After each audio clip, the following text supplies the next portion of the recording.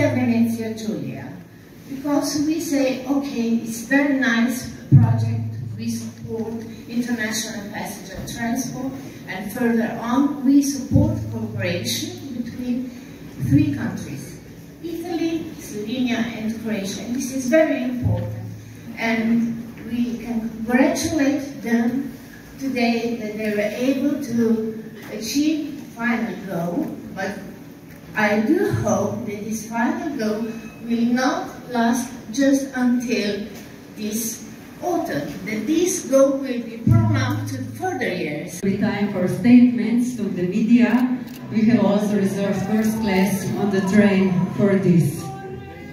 Thank you to the Suspense Project and to all of you who are part of this story.